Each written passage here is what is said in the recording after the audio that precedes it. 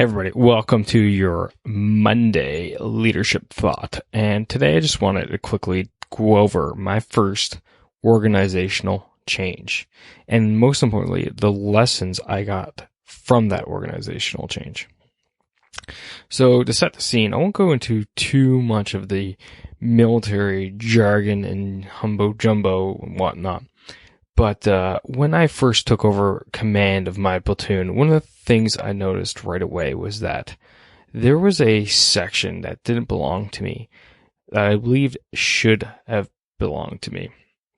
You see, this section was responsible for the fleet of vehicles that my people were using. They were also responsible for the operation tempo of my people. And it just didn't make sense to me that this section was being controlled and run by someone else. Instead, what I wanted was to have complete control over my operations and my resources and the resources that were being used by my people, which makes sense to you, right? So after talking it over with, first off, my right-hand man, and he agreeing with me that I wasn't out to lunch. Keep in mind, I was looking for his advice because I was super new here, very green, mind the pun. And then I ran it by my boss, who agreed with me. Now, he told me to wait out.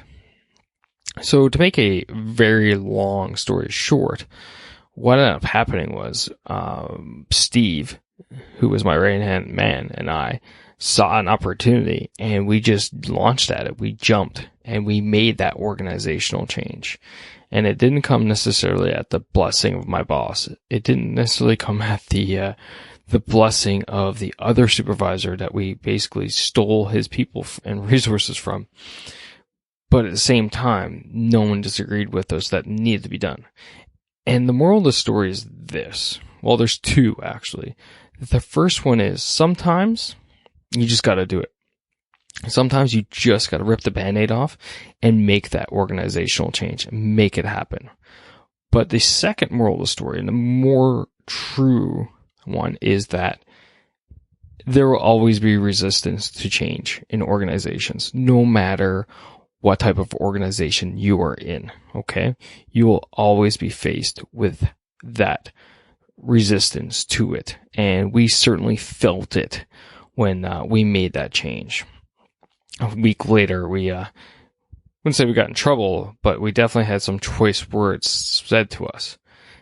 But in the end, we were right. Things moved smoother, operations got better, the people got happier, and things got done more efficiently, and most importantly, more effectively. So overall, the organizational change that we made fit the bill. So just keep that in mind for when you go about doing your organizational changes out there. That sometimes it just doesn't need to get planned out in extreme detail. Sometimes you have to do it quickly and just rip that Band-Aid off. And no matter what type of organizational change you make, there will always be resistance, and you need to be prepared to meet that resistance head on. All right, folks, that's all I got for today. Stand by for Wednesday's podcast episode featuring Curtis Webster Jr. and talking about the power of teams. All right, have a great week and see you on Wednesday.